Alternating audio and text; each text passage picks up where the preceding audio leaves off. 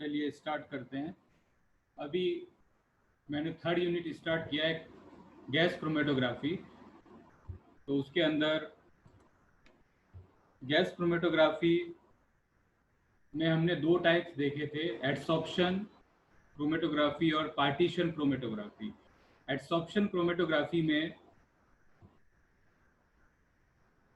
जो solid state है, जो हमारा स्टेशनरी फेज है, वो सॉलिड होता है। और पार्टीशन क्रोमेटोग्राफी में जो स्टेशनरी फेज है वो लिक्विड होता है। ठीक है, ये हमने दोनों डिफरेंस देखे थे। तो मैं वापस से अपना स्क्रीन शेयर कर रहा हूँ।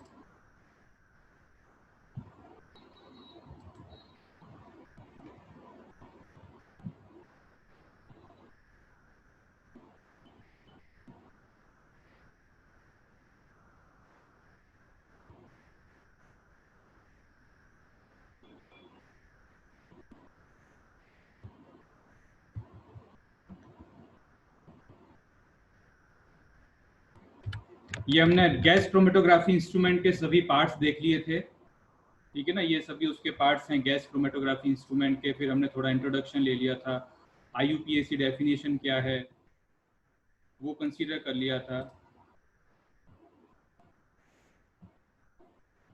ठीक है, इस स्लाइड पर हम आए थे। तो दो क्रोमेटोग्राफी मैंने आपको बताए थे, एडसॉर्प्शन क्रोमेटोग्राफी और पार्टीशन क्रोमेटोग्राफी।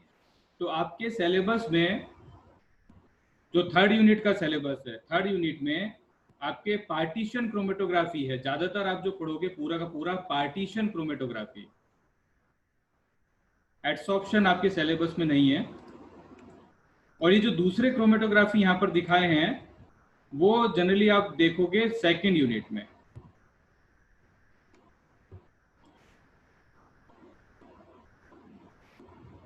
तो मैंने ये डिस्कस किया था एडसॉर्प्शन क्रोमेटोग्राफी, इसको GSC भी बोलते हैं, gas solid chromatography. Gas solid chromatography, solid क्यों टर्म यूज कर रहे हैं कि सॉलिड टर्म है स्टेशनरी फेज के लिए, और गैस टर्म किसके लिए यूज किया है, मोबाइल फेज के लिए। ठीक है, मोबाइल फेज जो कि हमारा गैस स्टेट में है, और हमारा सैंपल जो होगा उसमें ऑर्गेनिक कंपाउंड मिक्सचर होगा, वो भी गैस स्टेट में होगा। तो gas GSC, gas solid chromatography, that is chromatography of adsorption. ठीक है, एडसॉर्प्शन होता है। और दूसरा GLC, गैस लिक्विड क्रोमेटोग्राफी। तो आपके जो सिलेबस में है यहाँ पर अभी जो हम थर्ड यूनिट में पढ़ रहे हैं वो गैस लिक्विड क्रोमेटोग्राफी होगा। ठीक है, गैस लिक्विड क्रोमेटोग्राफी, जिसमें मोबाइल फेज गैस होगा और स्टेशनरी फेज लिक्विड होगा। मैंने बताया था लिक्विड कैसे होगा, सॉलिड पार्टिकल के ऊपर लिक्विड की कोटिंग होगी, very thin layer, micron thickness में, उसकी थिकनेस में कोटिंग होगी। तो ये मैंने आपको लास्ट यहाँ पे फिनिश किया था, दैट इज पार्टीशन क्रोमेटोग्राफी, जिसमें सॉलिड सरफेस के ऊपर, सॉलिड पार्टिकल की सरफेस पर लिक्विड की कोटिंग बताई गई है, ग्रीन कलर की। ठीक है, हाइड्रोकार्बन है कोई नॉन पोलर, तो नॉन पोलर का ज्यादा इंट्रैक्शन हो रहा है, नॉन पोलर सैंपल कंपोनेंट का ज्यादा इंट्रैक्शन है, पोलर का नहीं है। तो ये जस्ट एक डायग्रामेटिक इसका व्यू है कि आप समझो कि कैसे हो रहा है। What is partition, partition between mobile phase and stationery phase. ठीक है, स्टेशनरी फेज कैसा है, लिक्विड है, और मोबाइल फेज कैसा है, हमारा गैस है। तो गैस और लिक्विड के बीच में एक्चुअल में क्या हो रहा है, पार्टीशन हो रहा है।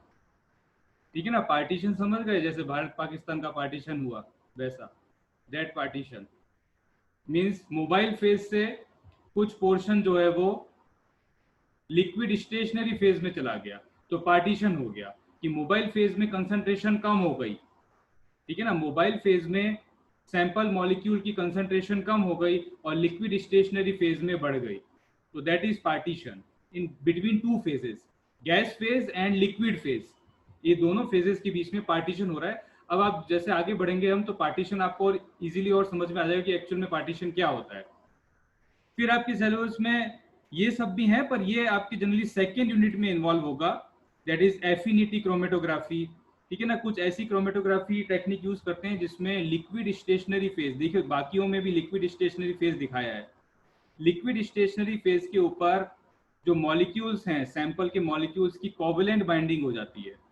यहाँ पर दिखा रहा है, देखो स्क्रीन पे देखो, जो मैं पॉइंटर मूव कर रहा हूँ यहाँ पर, ये जो मॉलिक्यूल्स हैं, सैंपल मॉलिक्यूल्स, जो कि आप कह सकते हो सैंपल के अंदर इम्प्योरिटी है, उस इम्प्योरिटी की यहाँ पर क्या हो गई, बाइंडिंग हो गई, कोवलेंट बाइंडिंग। अब ये यहाँ से रिमूव ही नहीं हो सकता, और जो हमारा प्रोडक्ट है जो एक्चुअली हमको प्राप्त करना है वो यहाँ पर फ्लो करके कॉलम से बाहर आ जाएगा। ठीक है ना, ज्यादातर ये सब एग्जांपल कॉलम क्रोमेटोग्राफी की ही है। ठीक है, कॉलम क्रोमेटोग्राफी में ही ये ऐसा सब होता है। तो यहाँ पर भी देखो, यहाँ पर क्या हो रहा है, कोवलेंट बाइंडिंग हो रही है। तो ये एग्जांपल ज्यादातर आप देखोगे, ये जो चारों डायग्राम में लास्ट में, ये चारों डायग्राम किसको बता रहे हैं, जो हमारे सेकेंड यूनिट में है उससे रिलेटेड है। तो इसमें कोई आपने प्रोडक्ट बनाया, ठीक है ना, कुछ सिंथेसिस किया, उसमें कुछ इम्प्योरिटी प्रेजेंट है, उस इम्प्योरिटी को वहां से रिमूव करना है। तो इस इम्प्योरिटी को तो कंप्लीटली रिमूव करना है, तो उसमें इस तरह का लिक्विड स्टेशनरी फेज यूज कर लेते हैं जहां पर इम्प्योरिटी की कोवलेंट बाइंडिंग हो जाए, इम्प्योरिटी की कोवलेंट बाइंडिंग हो जाए। ठीक है ना, अब ये इम्प्योरिटी यहाँ से रिमूव ही नहीं होगा। अब ये जो हमारा प्रोडक्ट है, जो एक्चुअल हमारा प्रोडक्ट है, वो यहाँ पर सेपरेट आउट हो जाएगा, क्योंकि ये बाइंड नहीं हो रहा। तो ये एक एग्जांपल है affinity chromatography where covalent binding takes place. फिर एक और एग्जांपल है दूसरा, देखो diagram fourth, molecular exclusion chromatography. Molecular exclusion means क्या हो गया कि कुछ मॉलिक्यूल्स जो हैं वो एक्सक्लूसिवली क्या हो जाएंगे, फ्लो आउट हो जाएंगे, कॉलम से बाहर निकल जाएंगे, और कुछ जो है वो कॉलम के अंदर बाइंड हो जाएंगे। ये जनरली यूज होता है जेल फिल्ट्रेशन के लिए, या इसको एक दूसरा नाम भी बोलते हैं जेल परमिएशन क्रोमेटोग्राफी। जैसे हमारे जो मॉलिक्यूलर, जो बिग मॉलिक्यूल्स है, जैसे पॉलीमर्स हैं, जो पॉलीमर्स का सिंथेसिस करते हैं, ठीक है ना, पॉलीमर का भी सिंथेसिस होता है इंडस्ट्रीज में और लैब में। तो पॉलीमर का जब आप सिंथेसिस करते हो तो आपको पता है पॉलीमर्स क्या होते हैं, मोनोमर्स की चेन होती है। तो मोनोमर्स की चेन क्या होती है, शॉर्ट चेन हो सकती है और लॉन्ग चेन भी हो सकती है। मतलब मॉलिक्यूल का जब पॉलीमर का सिंथेसिस करते हैं उसमें लो मॉलिक्यूलर वेट पॉलीमर भी बनते हैं और हाई मॉलिक्यूलर वेट, मतलब दोनों पॉलीमर हैं तो सेम ही, मतलब इथिलीन ही है या कुछ और है, लेकिन कुछ लो मॉलिक्यूलर वेट बनेंगे, कुछ हाई मॉलिक्यूलर वेट। लेकिन हमको क्या चाहिए, only high molecular weight. Low molecular weight वाला हमको जो उसमें फ्रेगमेंट्स हैं उसको सेपरेट करना है, तो उसके लिए जेल परमिएशन क्रोमेटोग्राफी यूज करते हैं। तो उसमें आप देखो, ये जो आपको दिखाया है स्क्रीन पर, ये आपके अगेन क्या है, स्टेशनरी फेज। स्टेशनरी फेज एक विशेष टाइप के रेजिन्स होते हैं जिनके अंदर क्या होते हैं, पोर्स। ठीक है ना, पोर्स। तो इसमें क्या होगा, जो लो मॉलिक्यूलर वेट पॉलीमर है वो इसके अंदर फंस जाएंगे। आप ऐसा मान सकते हो, एक ये क्या हो गया यहाँ पर, इसको ट्रैप कर लिया, इसको यहाँ बाइंड हो गए अंदर, इन पोर्स के अंदर हाई लो मॉलिक्यूलर वेट। और जो बड़े फ्रेगमेंट्स हैं, जो हाई मॉलिक्यूलर वेट वाले पॉलीमर फ्रेगमेंट्स हैं, वो यहाँ पर इसके अंदर नहीं घुसेंगे और यहाँ पर पास आउट हो जाएंगे। तो ये है कि हाई मॉलिक्यूलर वेट और लो मॉलिक्यूलर वेट पॉलीमर्स के फ्रेगमेंट्स को सेपरेट करने के लिए। तो मतलब अलग अलग टाइप की क्रोमेटोग्राफी हैं। और फिर लास्ट में जो आपके ये दिखा रहे हैं, दोनों के दोनों these are ion exchange chromatography, दोनों की दोनों इस टाइप की हैं, आयन एक्सचेंज, जिसमें लिक्विड स्टेशनरी फेज जो है वो या तो कैटायनिक हो सकता है, जैसे यहाँ पर देखो NH एमिनो ग्रुप है इसमें, एमिनो ग्रुप, और एसिडिक मीडियम में वो किस में रहेगा, NH3+ में, क्योंकि NH2 कैसा है, बेसिक होता है ग्रुप, बेसिक ग्रुप है, तो NH3+ में रहेगा। तो एक तरह से ये जो मेम्ब्रेन है, ठीक है ना, आप इसको मेम्ब्रेन भी कह सकते हैं, या इस तरह का आप कह सकते हैं स्टेशनरी फेज है, ये क्या रहेगा, कैटायनिक। तो एनायंस को क्या करेगा, यहाँ पर अट्रैक्ट करेगा। ठीक है, एनायंस को यहाँ पर अट्रैक्ट करेगा, जो मोबाइल फेज में एनायंस होंगे। ठीक है ना, और दूसरा यहाँ पर एक काम और होता है कि आयन का एक्सचेंज होता है। ठीक है ना, आयन का एक्सचेंज होता है कि एनायंस जो है वो यहाँ बाइंड हो जाएंगे, फिर कैटायंस जो है वो दूसरे एनायंस के साथ में मूव करेंगे आगे। ठीक है ना, बहुत डिटेल में आता है ये। This is ion exchange chromatography. तो कैटायनिक हो सकती है या एनायनिक। यहाँ पर भी एक है आयन पेयरिंग क्रोमेटोग्राफी, जहाँ पर ये कार्बोक्सिलेट आयन शो किया है। ठीक है ना, बेसिक मीडियम में आप बताओगे तो ये कार्बोक्सिलेट फॉर्म में रहेगा, तो that is negatively charged. Liquid phase is negatively charge, liquid stationary phase is negatively charge. तो जनरली ये कैटायंस के साथ में बाइंडिंग कर लेगा। तो ये वाली जो हमने देखा था liquid phase, liquid stationary phase, वो तो क्या थी, न्यूट्रल थी ऑलमोस्ट। लेकिन यहाँ पर कैटायनिक या एनायनिक हो सकती है, तो वहां पर आयन एक्सचेंज हो सकता है या आयन पेयरिंग हो सकती है। तो ये जो पोर्शन है ये आपका सेकेंड यूनिट में आएगा। आपको इस यूनिट में कौन सा कंसीडर करना है, बेसिकली पार्टीशन क्रोमेटोग्राफी। ओके, ये रिवर्स्ड फेज का मीन्स क्या है कि ये एक्चुअल में फेज का रिवर्सल हो जाता है कि ये गैस फेज से लिक्विड फेज में चला गया, that is reversed phase. Okay, तो कई नाम यूज कर सकते हैं। नाउ अब अपना एक्चुअल टॉपिक स्टार्ट होता है, गैस क्रोमेटोग्राफी। पहला पहला कि इसी में 2 मार्क का क्वेश्चन पूछते हैं बहुत बार कि why we use gas chromatography और what is the advantage of gas chromatography. तो आपको ये सब बता देने हैं, ठीक है ना। फर्स्ट एडवांटेज क्या होगा कि why we use gas chromatography, it is a simple instrumentation. Gas chromatography technique है वो बहुत ही सिंपल है, ठीक है ना। कि ओनली उसमें क्या चाहिए, हमको मोबाइल फेस चाहिए, कैरियर गैस चाहिए, सैंपल चाहिए, और क्या चाहिए, कॉलम चाहिए और डिटेक्टर चाहिए, ठीक है ना। तो एक पूरा का पूरा असेंबली होती है इंस्ट्रूमेंट की। और सिंपल क्यों बोल रहे हैं कि इसको अगर एक बार कोई आदमी सीख ले तो इजीली ऑपरेट भी कर सकता है इंस्ट्रूमेंट को, ठीक है ना, बहुत इजीली ऑपरेट कर सकता है। तो बहुत सिंपल टेक्निक है, सस्ता है, ठीक है ना, चीप है, मतलब इंस्ट्रूमेंट सस्ता है। आप देखोगे कि एनालिटिकल केमिस्ट्री में जो इंस्ट्रूमेंट्स आते हैं वो बहुत सारे हैं, ठीक है ना। एनालिटिकल इंस्ट्रूमेंट आप देखोगे तो मतलब बेस्ड ऑन दी टेक्निक के बेस पर बहुत सारे इंस्ट्रूमेंट्स हो सकते हैं। माइक्रोस्कोप हो सकते हैं, एक्सआरडी इंस्ट्रूमेंट हो सकते हैं, ठीक है ना, सीएचएनएस हो सकता है, मतलब बहुत सारे इंस्ट्रूमेंट। लेकिन ज्यादातर क्या होते हैं, कॉस्टली होते हैं। लेकिन ये जो क्रोमेटोग्राफी वाला इंस्ट्रूमेंट होता है, gas chromatography, that is cheap, सस्ता पड़ता है। And also it can be automated. Automatic होता है मीन्स आप सैंपल को जस्ट उसमें डालोगे, बाकी आगे का एनालिसिस इंस्ट्रूमेंट खुद से कर देगा, ऑलमोस्ट ऑटोमेटिक होता है। Then short analysis time, analysis जो है वो इसके अंदर 2-3 सेकंड से लेकर 1-2 मिनट के अंदर फिनिश हो जाता है एनालिसिस।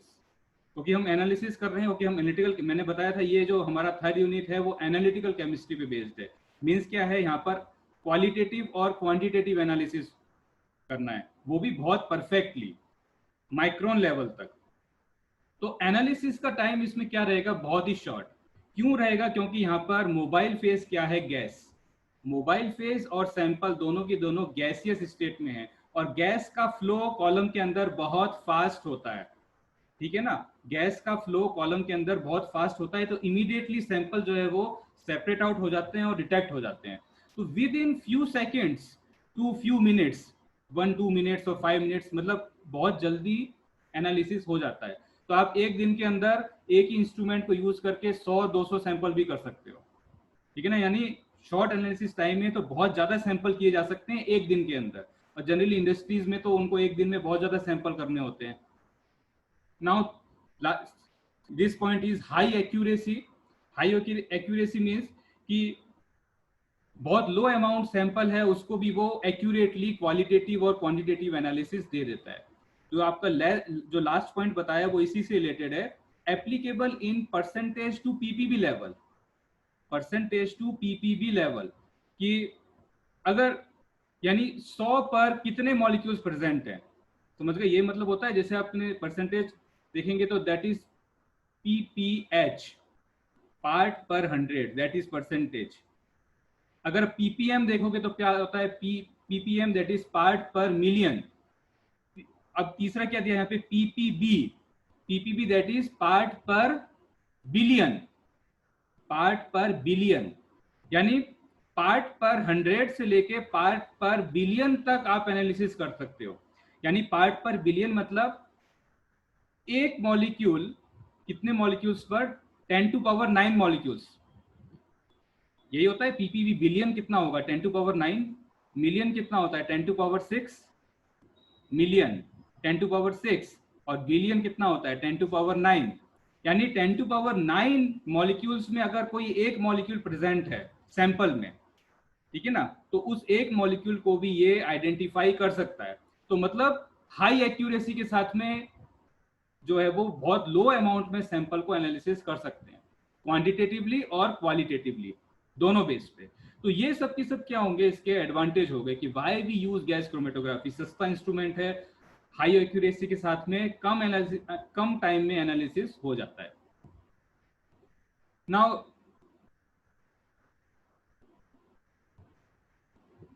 ये फिर आपका डिटेल आ गई गैस क्रोमेटोग्राफी की, ठीक है ना। मैंने तो बता दिया कि गैस क्रोमेटोग्राफी में मोबाइल फेज क्या होगा, गैस होगा। Gas chromatography is a chromatography technique in which the mobile phase is a gas, ठीक है। मोबाइल फेज क्या होगा, गैस। और स्टेशनरी फेज कैसा होगा, स्टेशनरी फेज कैसा होगा, स्टेट क्या होगी, लिक्विड, ठीक है ना, सॉलिड नहीं होगी। क्योंकि गैस क्रोमेटोग्राफी जनरली हम पढ़ेंगे लिक्विड स्टेट, लिक्विड के लिए, ठीक है ना। सॉलिड के लिए भी होती है पर ज्यादातर लिक्विड में यूज होता है। जो हम इंस्ट्रूमेंटेशन देखेंगे वो आप जीएलसी का देखोगे। बाकी सब इसके एडवांटेज दे दिए, हाई रिजोल्यूशन हो गया, low limit of detection, speed, accuracy and reproducibility. ये सब पॉइंट्स भी आप इसके एडवांटेजेस में बता सकते हो। High resolution means, high resolution means complete separation of various components. जितने भी कंपोनेंट्स हैं सैंपल में उन सभी को कंप्लीटली सेपरेट कर देगा। अगर कंप्लीटली सेपरेट नहीं होते हैं तो मींस उसमें रिजोल्यूशन नहीं है। लो लिमिट ऑफ डिटेक्शन हमने देख लिया, पीपीबी लेवल तक जा सकते हैं। स्पीड मतलब इंस्ट्रूमेंट में एनालिसिस जो है वो 3-4 सेकंड से लेके 1-2 मिनट में हो जाता है, that is speed. Now accuracy means यानी जितना अमाउंट उसमें प्रेजेंट है उसका एक्यूरेट वैल्यू बताता है। नाउ रिप्रोड्यूसिबिलिटी, ठीक है, ये टर्म भी आप बता सकते हो, reproducibility. What is reproducibility? Means if we repeat the same experiment, if we repeat same experiment then we get same result। अगर आप एक ही एक्सपेरिमेंट को यानी एक ही सैंपल को लेकर अगर आप 8-10 बार एक्सपेरिमेंट करोगे, 8-10 बार इंस्ट्रूमेंट में उसको रन करोगे तो आपको एग्जैक्टली सेम रिजल्ट मिलेंगे, that is called reproducibility. Reproducibility. Now अभी हम देख रहे हैं जीसी, ठीक है, गैस क्रोमेटोग्राफी। तो गैस क्रोमेटोग्राफी में मैंने क्या कहा, कैरियर गैस या मोबाइल फेज क्या होगा, गैस। सैंपल भी क्या होगा, गैस। अब देखो कि जनरली जो सैंपल एनालिसिस होते हैं, क्योंकि मैंने तो ऑर्गेनिक कंपाउंड मिक्सचर कहा, तो ऑर्गेनिक कंपाउंड मिक्सचर तो लिक्विड भी होते हैं, ऑर्गेनिक कंपाउंड मिक्सचर तो सॉलिड भी होते हैं। लेकिन हमको एनालिसिस किस फॉर्म में करना है, गैस फॉर्म में, यानी सैंपल को गैस में कन्वर्ट करना होता है।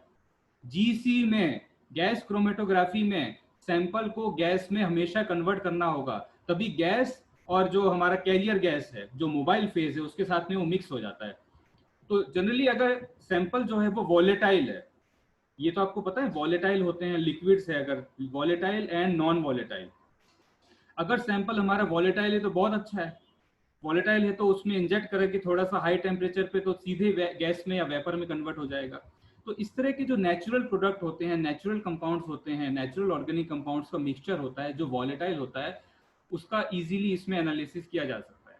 और अगर आपका कंपाउंड लेस वॉलेटाइल है या फिर सॉलिड है तो उसको हाई टेम्परेचर देकर गैस फॉर्म में कन्वर्ट करना होता है। इसका मीन्स क्या है, जो जीसी इंस्ट्रूमेंट है, गैस क्रोमेटोग्राफी इंस्ट्रूमेंट है, उसको हाई टेम्परेचर पे ऑपरेट करना पड़ता है, यानी उसके इंस्ट्रूमेंट के अंदर का टेम्परेचर हाई रखना पड़ता है, ठीक है ना। अगर आपका सैंपल का बॉइलिंग पॉइंट सपोज करो 200 डिग्री है, सपोज सैंपल का जो एवरेज बॉइलिंग पॉइंट है वो 200 डिग्री है, तो 200 डिग्री सेल्सियस से ज्यादा टेम्परेचर रखना पड़ेगा इंस्ट्रूमेंट के अंदर। तो अगर वॉलेटाइल है, लिक्विड सैंपल है, तो बहुत इजीली वो गैस में कन्वर्ट हो जाते हैं। Now this is the simple history of this development of gas chromatography. Father of GC is mister A.J. Martin, ठीक है, आर्कर जॉन पोर्टर मार्टिन ये हैं जिन्होंने बहुत ज़्यादा काम किया था, ठीक है ना। 1940 से 1950 1960 तक इन्होंने काफ़ी काम किया था गैस क्रोमेटोग्राफी पे, तो इनको इस क्षेत्र में नोबेल प्राइज़ भी मिला था, ठीक है ना। तो ये आप जस्ट एक इंटरेस्ट जगाने के लिए कि हाँ कैसे कैसे इसका डेवलपमेंट हुआ है, इन्होंने कौन कौन सी क्रोमेटोग्राफी वर्क किया है। लास्ट में आप देखोगे liquid gas chromatography and gas chromatography पे काफ़ी काम किया, ठीक है ना। तो इसके बेस पे इनको नोबेल प्राइज़ मिला हुआ। बाकी और भी कुछ साइंटिस्ट के नाम लिए हुए हैं जिन्होंने गैस क्रोमेटोग्राफी में काफ़ी रिसर्च किया हुआ है। In gas chromatography, sample is vaporized and injected into the head of the chromatographic column। क्योंकि मैंने कहा कि गैस क्रोमेटोग्राफी में जो हमारा इंस्ट्रूमेंट होगा वो एक तरह का क्या रहेगा, कॉलम रहेगा। कॉलम के अंदर स्टेशनरी फेज फिल रहता है और कॉलम के अंदर गैस का फ्लो करवाते हैं और अलग अलग कंपोनेंट उसमें डिवाइड हो जाते हैं। तो सैंपल को उसके अंदर इंजेक्ट किया जाता है, ठीक है, कॉलम के अंदर, ठीक है, सैंपल को कॉलम के अंदर इंजेक्ट करते हैं, एंटर करते हैं और वो वहां पर गैस में कन्वर्ट हो जाता है। गैस में कन्वर्ट होने के बाद में मोबाइल फेज या कैरियर गैस के साथ में मिक्स हो जाता है, ठीक है ना। मैं इसमें कंफ्यूज मत होना, मैं हमेशा 3 कंपोनेंट की बात कर रहा हूँ। बेसिक क्रोमेटोग्राफी में कौन कौन से 3 कंपोनेंट बोले थे मैंने? मोबाइल फेज, स्टेशनरी फेज और सैंपल, ठीक है ना। अब यहाँ पे मोबाइल फेज क्या होगा? कोई कैरियर गैस, कोई भी इनर्ट गैस, जैसे नाइट्रोजन हो गया, हीलियम, ऑर्गन, इस टाइप के जो इनर्ट गैस होते हैं वो तो गैस फॉर्म में ही होते हैं रूम टेम्परेचर पे भी। तो वो क्या काम करते हैं? मोबाइल फेज का, that work as mobile phase. और फिर जो हमारा सैंपल है वो या तो लिक्विड हो सकता है या फिर सॉलिड हो सकता है, तो उसको जब इंजेक्ट करते हैं तो गैस में कन्वर्ट हो जाता है और मोबाइल फेज के साथ में मिक्स हो जाता है और उसके बाद में ट्रेवल करता है स्टेशनरी फेज के अंदर।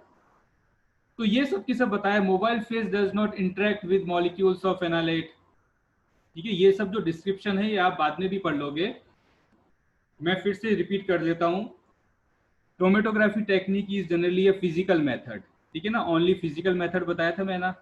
चाहे एडसॉर्प्शन हो चाहे पार्टीशन हो, वहां पर सिर्फ क्या होता है? फिजिकल मेथड है, जस्ट फिजिकल इंट्रैक्शंस हैं, वॉन्डरवॉल इंट्रैक्शंस हैं। अगर किसी सॉल्यूट का किसी में डिसोल्यूशन होता है तो वो भी एक तरह का फिजिकल इंट्रैक्शन ही है, वहां पे कोई केमिकल बॉन्ड नहीं बनता है, ठीक है। तो यहाँ पर भी क्या होगा कि यहाँ पे मोबाइल फेज जो है या सैंपल है उसके मॉलिक्यूल के साथ में कोई भी रिएक्शन नहीं होगा। या आप ये कह सकते हो कि गैस क्रोमेटोग्राफी जब हम इंस्ट्रूमेंट रन करते हैं तो कॉलम के अंदर कोई भी रिएक्शन नहीं होता। ऐसा नहीं है कि जो लिक्विड स्टेशनरी फेज है वो भी कोई मॉलिक्यूल्स ही हैं, वो जो एनालाइट है उसके साथ में रिएक्शन कर ले या सैंपल के साथ में रिएक्शन कर ले या सैंपल जो है वो कैरियर गैस के साथ में रिएक्शन कर ले, यानी किसी का भी किसी के साथ में कोई रिएक्शन नहीं होगा। There is only physical interaction. Gas liquid chromatography is based upon partition, ये मैंने बता दिया, and gas solid chromatography is based upon adsorption. Now ये जो अभी आपको स्क्रीन पे दिख रहा है इसमें से बहुत बार 2 मार्क्स का क्वेश्चन पूछा है, वो आपको याद रखने हैं कि गैस क्रोमेटोग्राफी का क्लासिफिकेशन दिया है। गैस क्रोमेटोग्राफी 2 टाइप की होती हैं, मैंने बोला था, जीएससी एंड जीएलसी, ठीक है। यही मैंने अभी 2 का टाइप बार बार बोल रहा हूँ, जीएससी एंड जीएलसी। आपके सिलेबस में कौन सा है? जीएलसी, गैस लिक्विड क्रोमेटोग्राफी, ठीक है। लेकिन जीएससी और जीएलसी में डिफरेंस आपको पता होना चाहिए। इसमें 2 मार्क्स का क्वेश्चन बहुत बार पूछा हुआ है, ठीक है, मैं भी दे दूंगा अगर इस बार हुआ इंटरनल तो। पहला जीएससी और जीएलसी में डिफरेंस, या जीएससी और जीएलसी क्या होते हैं? GSC is gas solid chromatography, GLC gas liquid chromatography. मैंने दोनों का बता दिया है, दोनों में स्टेशनरी फेज की फिजिकल स्टेट क्या होगी और मोबाइल फेज की फिजिकल स्टेट क्या होगी। Here the mobile phase is gas, okay, while the stationary phase is solid, okay, but in gas liquid chromatography mobile phase is gas, ठीक है ना, दोनों में गैस ही है, दोनों में मोबाइल फेज गैस है, लेकिन दोनों में स्टेशनरी फेज अलग अलग है। जीएससी में स्टेशनरी फेज कैसा है? सॉलिड, और जीएलसी में स्टेशनरी फेज कैसा है? लिक्विड, ठीक है। जीएलसी में स्टेशनरी फेज कैसा होगा? Liquid. That liquid will be held on solid particle as a thin layer, ठीक है। लिक्विड की सॉलिड पार्टिकल के ऊपर एक थिन कोटिंग होती है, लिक्विड की थिन कोटिंग।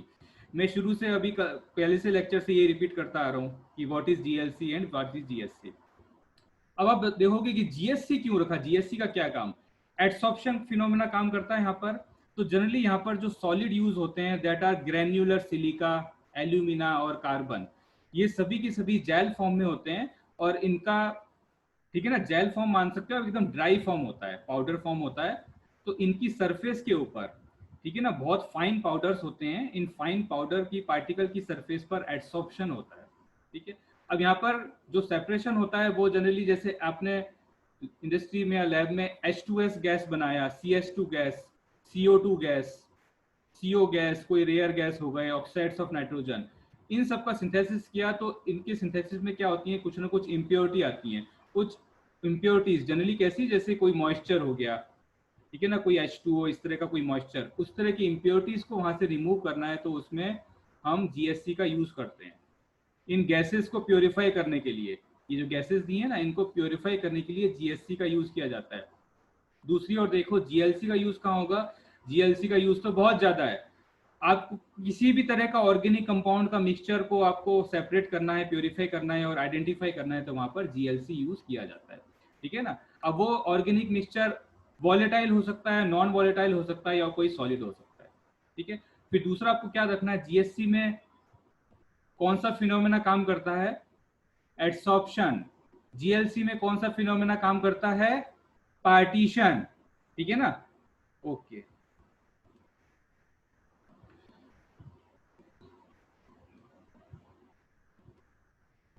अभी आपको ये फ्लो चार्ट दिख रहा है, आप इससे भी बता सकते हो, that is classification of gas chromatography. यहाँ पे नेचर ऑफ मोबाइल फेज कैसा होगा, गैस, ठीक है ना। नेचर ऑफ गैस क्रोमेटोग्राफी में गैस का मीनिंग क्या है, मोबाइल फेज गैस होगा। तो आप इसको दो पार्ट्स में डिवाइड कर सकते हैं, based on nature of stationary phase. अगर स्टेशनरी फेज लिक्विड होगा तो क्या होगा, GLC। अगर स्टेशनरी फेज सॉलिड होगा तो क्या होगा, GSC, ठीक है ना। गैस सॉलिड क्रोमेटोग्राफी, यहाँ पे GLC लिखा है, इसको GSC मानो, ये गलती से आ गया है, GSC। नाउ मैकेनिज्म क्या होगा, GLC में मैकेनिज्म क्या होगा, पार्टीशन, इसमें क्या होगा, एडसॉर्प्शन। टेक्निक कौन सी यूज होगी, दोनों में कॉलम, क्योंकि मैंने बताया कि गैस क्रोमेटोग्राफी एक तरह का कॉलम क्रोमेटोग्राफी है, तो दोनों में कॉलम होता है, उस कॉलम के अंदर गैस का फ्लो होता है, ठीक है ना। कॉलम के अंदर गैस का फ्लो होता है और ये इनके क्रोमेटोग्राफी के नाम हो गए। तो जस्ट सिंपल सा 2 मार्क का क्वेश्चन बहुत बार पूछते हैं इसमें, वो आपको याद रखना है। अब किसी को और समझ में नहीं आ रहा तो और ज्यादा डायग्रामेटिक व्यू देख लो। पहला जो आपका ये शो किया है diagram, that is for GSC, gas solid chromatography, जहां पर एडसॉर्प्शन होता है। तो ये ब्लू कलर का जो दिखाया है, blue colour, that is solid particle. अब ये सॉलिड पार्टिकल माइक्रोन साइज में होंगे। सॉलिड पार्टिकल की सरफेस पर क्या होगा, सैंपल का एडसॉर्प्शन। यहाँ पर जो सैंपल दिखाया है वो देखो, सैंपल में कंपोनेंट्स हैं, रेड कलर के कंपोनेंट हैं, ग्रीन कलर है, येलो कलर है। उन कंपोनेंट्स का सरफेस के ऊपर क्या हो रहा है, एडसॉर्प्शन। तो that is GSC, example of GSC। आप डायग्राम से भी बता सकते हो, दैट इज GSC, जहाँ पर एडसॉर्प्शन होता है। तो यहाँ पर जो सॉलिड पार्टिकल है वो एड्सॉर्बेंट का काम करता है, और ऊपर जो गैस मॉलिक्यूल्स, किसके गैस मॉलिक्यूल, मैं सैंपल के गैस मॉलिक्यूल बोल रहा हूँ।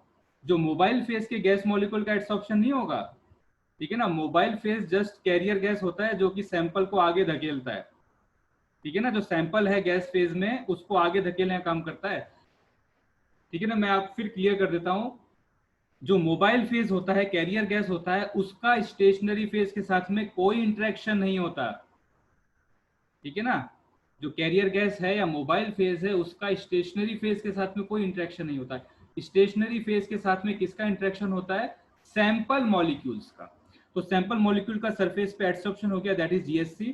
और दूसरा जो डायग्राम है दैट इज GLC, जहां पर सॉलिड के ऊपर लिक्विड की कोटिंग है। अब आप क्लियर हो रहा है इमेज क्या हो रहा है, ये सॉलिड पार्टिकल है, बीच में जो ब्लू कलर का दिख रहा है, ब्लू कलर का जिसको एम्प्टी लिखा है यहाँ पर, ये ब्लू कलर का जो सॉलिड पार्टिकल है, इसकी ऊपर की सरफेस के ऊपर जो लाइट ब्लू है, that is thin film of liquid stationary phase, thin film of liquid stationary phase. यहाँ पर देखो गैस मॉलिक्यूल्स का क्या हो रहा है, डिसोल्यूशन या फिर पार्टीशन। डिसोल्यूशन हो रहा है, इसके अंदर तक जा रहे हैं गैस मॉलिक्यूल्स, इनके बीच में कोर पोर्शन के साथ में कोई इंटरेक्शन नहीं हो रहा है इनका। नाउ आपका सेकंड टॉपिक आता है इसी में ही, प्रिंसिपल और टेक्निक ऑफ गैस क्रोमेटोग्राफी। तो अभी हम जो गैस क्रोमेटोग्राफी पढ़ रहे हैं वो कौन सी है, GLC, ठीक है ना। अब यहाँ GSC नहीं पढ़ेंगे, हम ओनली GLC पे ही कॉन्सेंट्रेट कर रहे हैं, ठीक है, GLC। तो यहाँ पे GC लिखा है, उसको आप गैस क्रोमेटोग्राफी मानो और पूरा का पूरा नाम बोलेंगे तो क्या है, GLC। प्रिंसिपल क्या है सेपरेशन का, पार्टीशन, ठीक है ना, ये टर्म रट जाना चाहिए आपको, partition. The mixture components to be separated is converted into vapour. जो भी हमारा सैंपल है, सैंपल मिक्सचर है, उसको वेपर में कन्वर्ट किया जाता है और उसके बाद में उसको गैसियस मोबाइल फेज के साथ में मिक्स कर दिया जाता है, ठीक है। Then these components which are more soluble in stationary phase, ठीक है। ये मैं तो इनिशियली जो पहला लेक्चर था उसमें ये सब बता चुका हूं कि जो कंपोनेंट्स, यहाँ कंपोनेंट्स क्या बोल रहे हैं, बोल रहा हूं जो मिक्सचर है, सैंपल मिक्सचर है, उस सैंपल में अलग अलग कंपाउंड्स हैं, उन कंपाउंड्स को क्या बोलते हैं, कंपोनेंट्स भी बोल सकते हैं। तो उन कंपोनेंट्स की सॉल्युबिलिटी अलग अलग होगी स्टेशनरी फेज में। जैसे आप मान लो कि 3 कंपोनेंट हैं ए बी सी, तो सपोज ए कंपोनेंट की सॉल्युबिलिटी ज्यादा है, या कह सकते हो पार्टीशन ज्यादा हो रहा है, ए कंपोनेंट की सॉल्युबिलिटी ज्यादा है किसमें, स्टेशनरी फेज में, बी कंपोनेंट की कम है और सी कंपोनेंट की और भी कम है। तो बताइए इसमें कौन सा फास्ट ट्रेवल करेगा कॉलम के अंदर।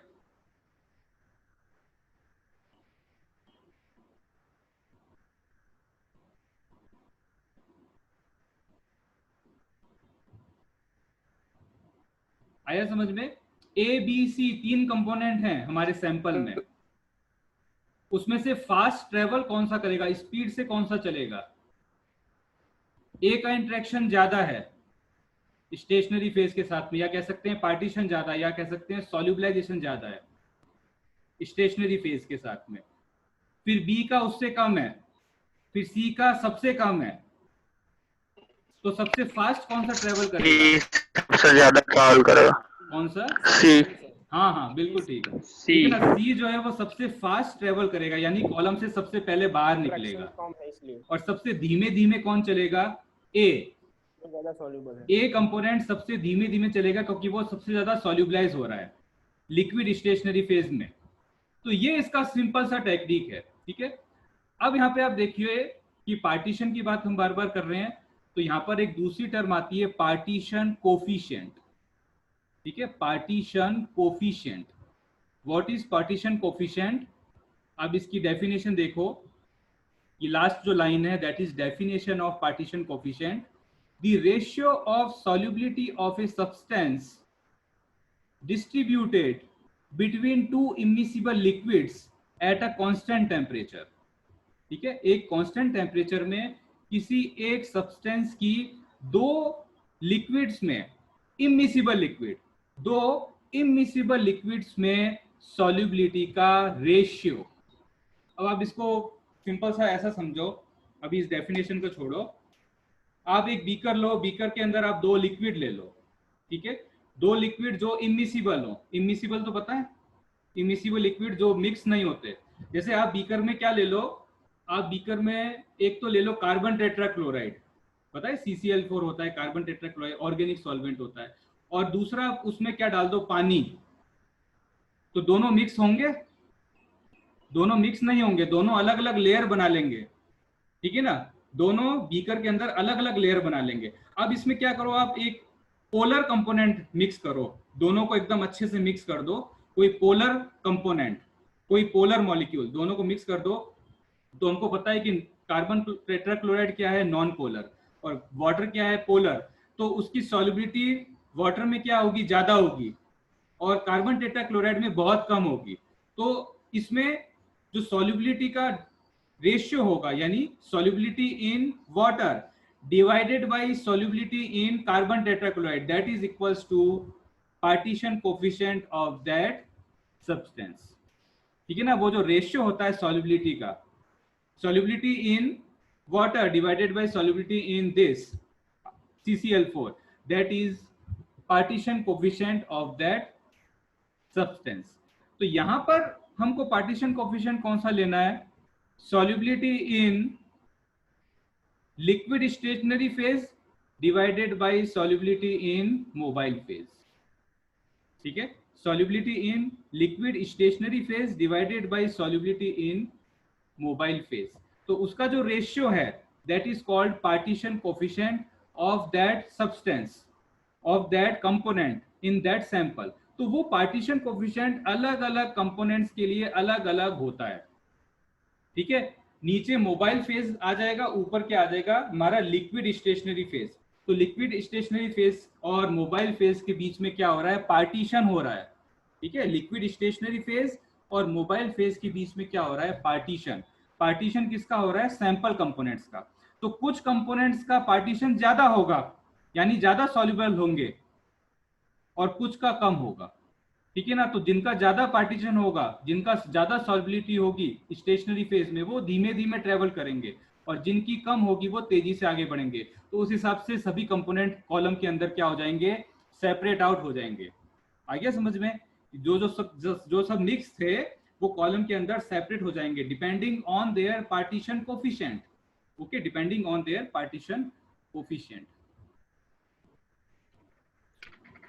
Hello sir.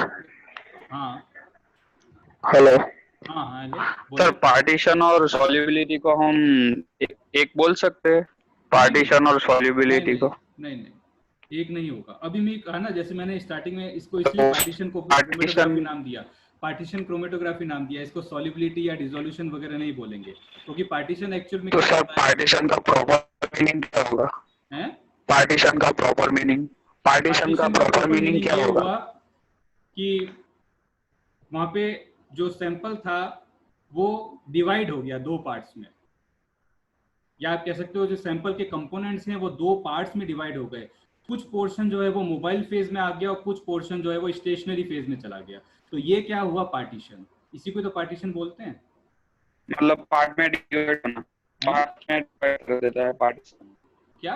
मतलब कोई एक सैंपल हो तो उसको दो पार्ट में डिवाइड कर सकता है या थ्री पार्ट में डिवाइड कर सकता है, हाँ ऐसा? हाँ हाँ, दो, टू पार्ट्स, या दो से ज्यादा, इसको थ्री बोल पार्ट्स भी हो सकते। सकते हैं। हाँ उसमें जब डिवीजन हो गया उनका अलग अलग, partition, that is called partition. हाँ। और उनमें जो पार्टीशन हुआ है तो ओके सर। सॉल्युबिलिटी के बेस पे ही होगा, कुछ ज्यादा सॉल्युबल होंगे किसी कंपोनेंट में, किसी हाँ हाँ। फेज में, कुछ कम होंगे। तो उनका जो रेशियो होगा, that ratio is partition coefficient. ठीक है ना, वो जो रेशियो हो रहा है हाँ that is okay sir. Partition coefficient. हाँ हाँ। वो हम सॉल्युबिलिटी से बताते हैं, कंसंट्रेशन से बताते हैं। यानी सॉल्युबिलिटी हाँ। मतलब वही कंसंट्रेशन उसके उस अमाउंट में, यानी concentration is in hmm. Stationary phase divided by concentration in mobile phase. तो वो भी क्या बुलाएगा, पार्टीशन कोफिशिएंट। तो आप सॉल्युबिलिटी से बताओ, कंसंट्रेशन से बताओ, उनका रेशियो तो सेम ही आएगा किसी एक कंपोनेंट के लिए।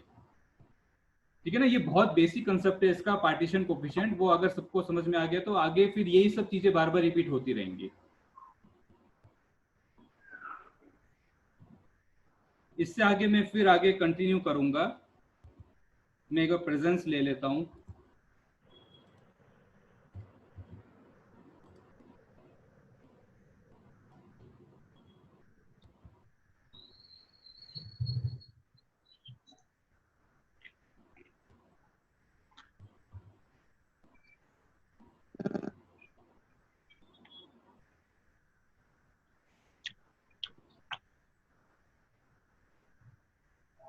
ओके, आगे इसमें और कुछ पूछना है तो अभी तो टाइम तो फिनिश हो